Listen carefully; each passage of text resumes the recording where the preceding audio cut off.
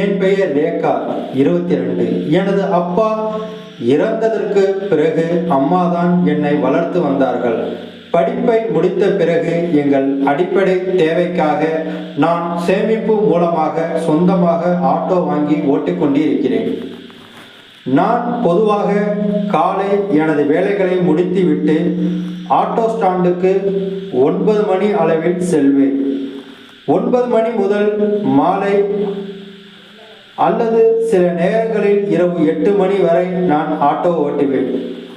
எனக்கு சில வாடிக்கையாளர்கள் உண்டு. ஒரு நாள் இரவு 7 மணி அளவில் அம்மா தொலைபேசியில் என்னை வீட்டில் அழைத்தார்கள். ஒரு முக்கியமான செய்தி, சீக்கிரம் வா என்று கூறினார்கள். நானும் சரி என்று வீட்டுக்கு விரைந்து சென்றேன். நான் சற்றும் எதிர்பார்க்கவில்லை. பெண் பார்ப்பதற்காக வேண்டி மாப்பிள்ளை வீட்டார்கள் வந்து இருந்தனர். என்னம்மா, என்னிடம் எதுவும் கூறாமல் திடீர் ஏற்பாடு? நான் சற்றும் எதிர்பாராமல் திகைத்து நின்றேன். அம்மா உடனே என்னை வீட்டுக்குள் அழைத்து சென்று, உன் உடைகளை மாற்றிக்கொண்டு இங்கே பார், நான் சொல்வதை கொஞ்சம் கேளு. மாப்பிள்ளை வீட்டார்கள் வந்து இருக்கிறார்கள், அவர்களிடம் எதுவும் பேச வேண்டாம். என்ன? காஃபியை அவர் கையில் கொடுத்துவிட்டு சற்று அமைதியாக இரு, அவர்கள் சென்றவுடன் நான் உன்னிடம் கூறுகிறேன் என்று என் அம்மா கூறினார்கள். நானும் சரி, பிறகு நாம் பேசிக்கொள்வோம் என்று நினைத்து கொண்டு என் கையில் இருந்த காஃபியை அவர்களுக்கு கொடுக்கலாம் என்று சென்றேன். நான் சற்றும் மாப்பிள்ளையை பார்க்கலாம் என்று பார்த்தேன். பார்த்தவுடன் எனக்கு சிரிப்பு வந்துவிட்டது. மாப்பிள்ளையின் அப்பாவை பார்த்தேன். எனக்கு மீண்டும் சிரிப்பு வந்துவிட்டது.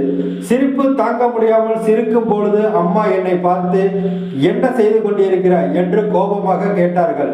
நான் காஃபி கிளாஸை கீழே வைத்துவிட்டு மாப்பிள்ளையிடம், நீ எழுந்து வெளியே போகிறாயா?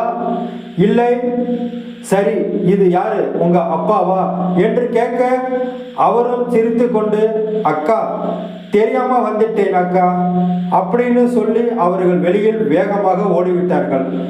அம்மாவுக்கு ஒன்றும் புரியாமல், இது யார், ஏற்கனவே உனக்கு தெரியுமா, இங்கு என்ன நடக்கிறது என்று அம்மா என்னிடம் கேட்டவுடன் நான் சிரித்து கொண்டே சொல்ல ஆரம்பித்தேன். அம்மா, நீ எனக்கு பார்த்த மாப்பிள்ளை இவன் ஆட்டோ ஸ்டாண்டில் துண்டி பிடி குடிக்கிறவன்.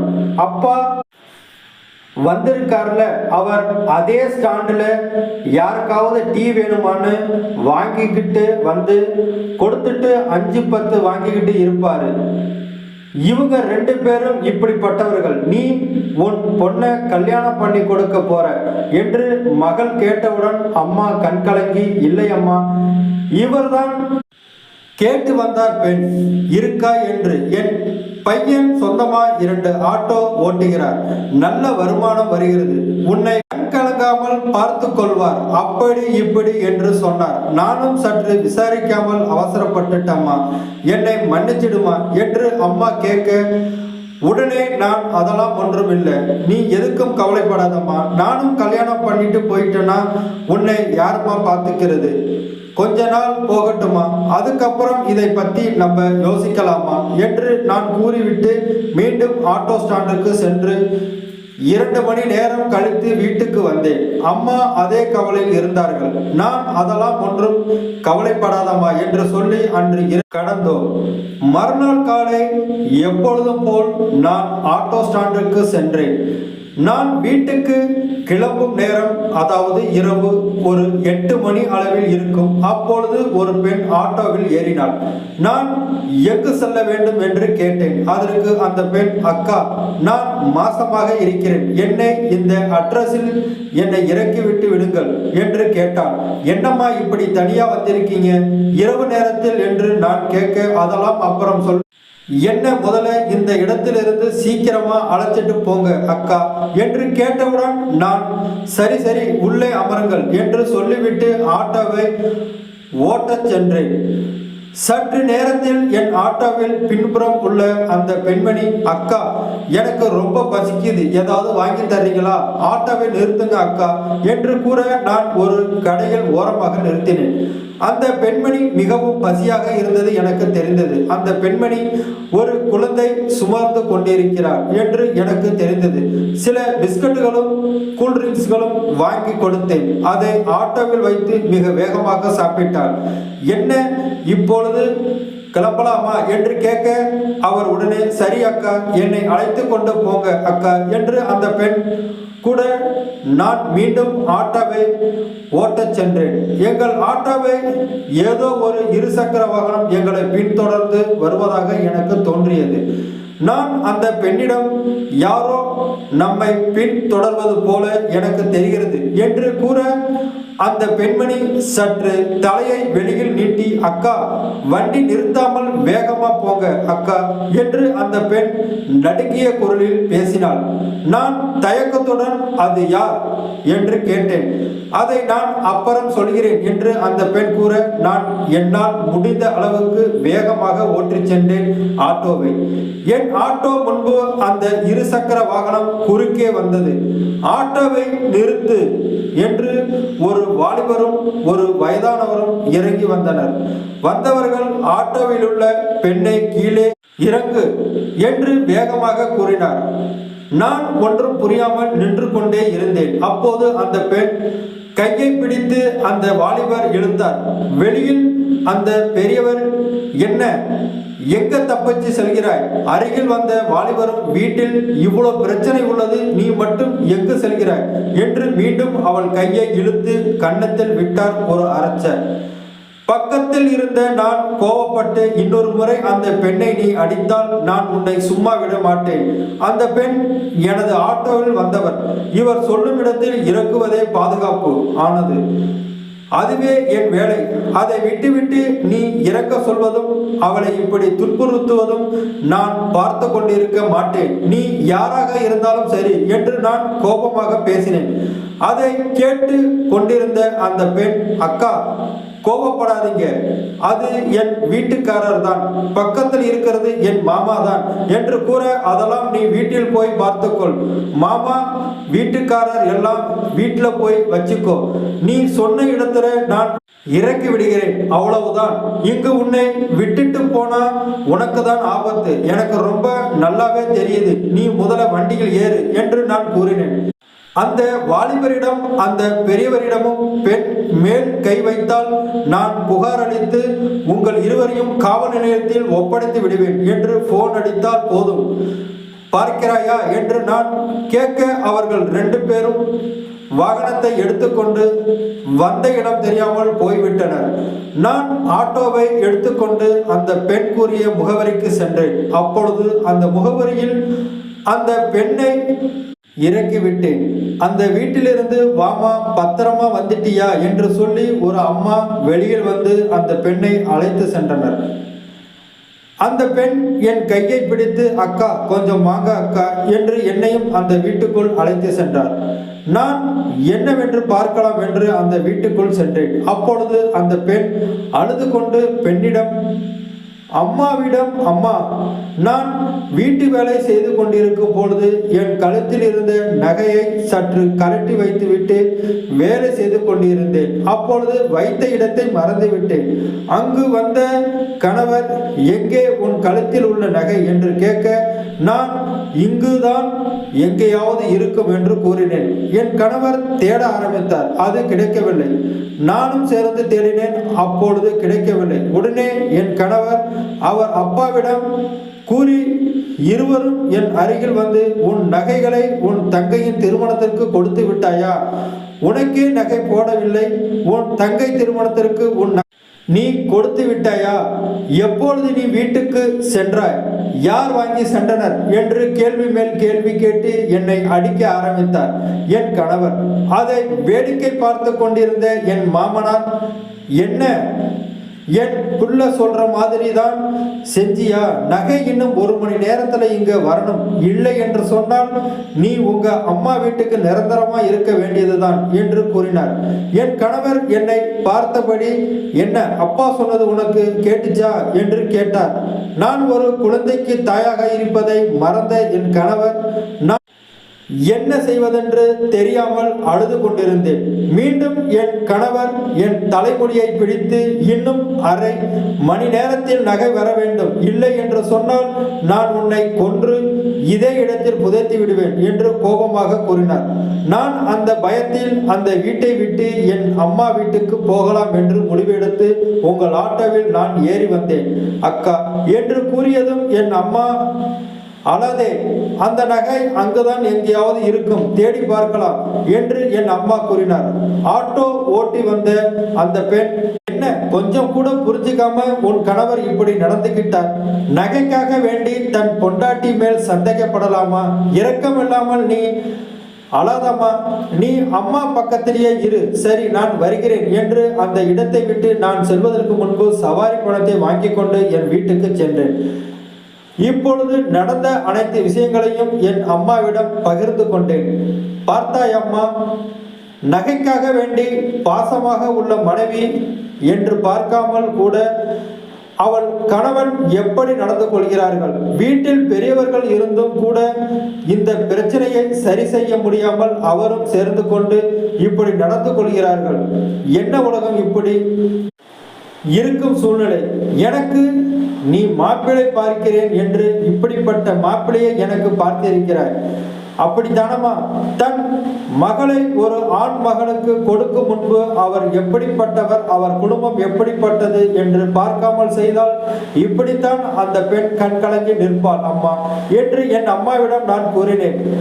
உடனே என் அம்மா சிரித்து கொண்டு, இதற்காக வேண்டி நீ யாரையாவது வீட்டுக்கு அழைத்து வந்து விடாதே, இவர்தான் நான் கல்யாணம் பண்ண போகிறேன் என்று என் அம்மா என்னிடம் கேட்டார்.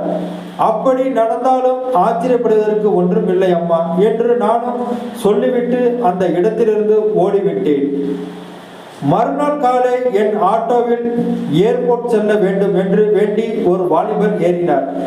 ஏறிய பின்பு தொலைபேசியில் தன் அம்மாவிடம் தன் அப்பாவிடமும், அப்பா அம்மா, நீங்கள் கவலை கொள்ள வேண்டாம், நான் நல்லபடியாக வெளிநாட்டுக்கு சென்று நல்லபடியாக வேலை செய்து சம்பாதித்து உங்களை நான் பார்த்து கொள்கிறேன், நீங்கள் எதற்கும் கவலைப்பட வேண்டாம், நான் பத்திரமாக ஏர்போர்ட்டுக்கு சென்று உங்களுக்கு நான் தொலைபேசியில் பேசுகிறேன் என்று பல விஷயங்கள் அவர்கள் செல்போனில் பேசிக்கொண்டு வந்தார். நான் காதில் வாங்கி கொண்டிருந்தேன்.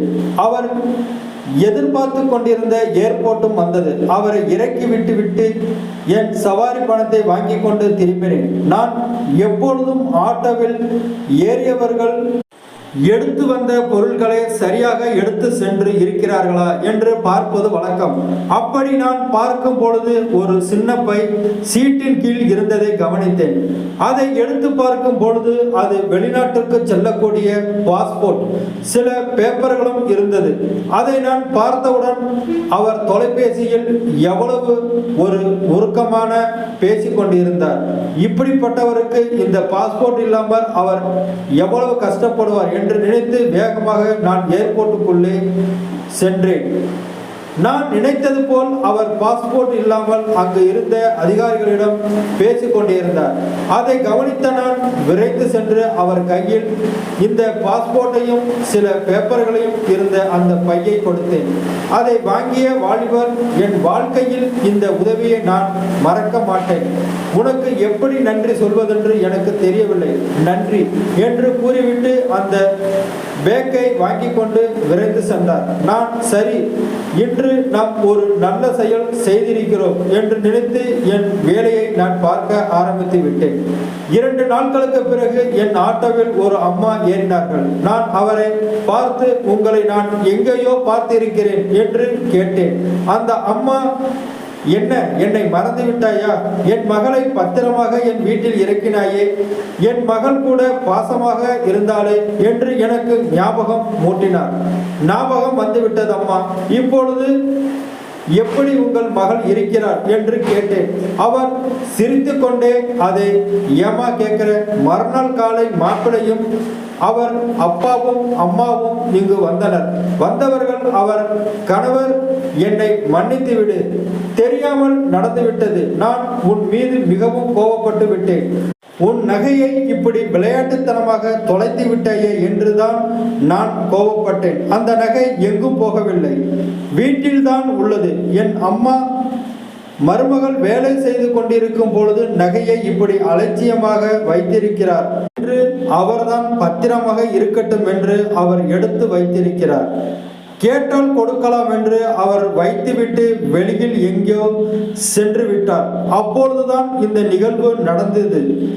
தெரியாமல் நானும் என் அப்பாவும் உன் மீது மிகவும் கோபப்பட்டு விட்டோம். நீ எதையும் மனசில் வச்சிக்காமல் வீட்டுக்கு வா, போகலாம் என்று கேட்க என் மாமியார் அம்மா நான் இல்லாத நேரத்தில் இவ்வாறு நடந்துவிட்டது, இனி நான் பார்த்து கொள்கிறேன், வா நம்ம வீட்டுக்கு போகலாம் என்று கூறி என் மகளை அழைத்து சென்று விட்டார்கள். சரி, மகளை பார்த்து வரலாம் என்று என் மகள் வீட்டுக்கு செல்கிறேன் என்று கூறினார். அந்த அம்மா நான் சிரித்து கொண்டு நகை காணும் என்றால் வீட்டில் உள்ளவர்களிடம் விசாரித்து விட்டு அதன் பின்பு முடிவெடுத்து இருக்கலாம், அதை விட்டுவிட்டு அவசரப்பட்டு மாசமாக இருக்கும் பெண் என்று பார்க்காமல் இப்படியா நடந்து கொள்வது? சரி, நீங்கள் நல்லபடியாக பெண்ணை பார்த்து வாருங்கள் என்று அந்த அம்மாவை இறக்க வேண்டிய இடத்தில் இறக்கிவிட்டு நான் வீட்டுக்கு சென்றேன். சுமார் 1 வருடம் கழித்து ஒரு நாள் ஏர்போர்ட்டுக்கு ஒருவரை அழைத்து சென்றேன்.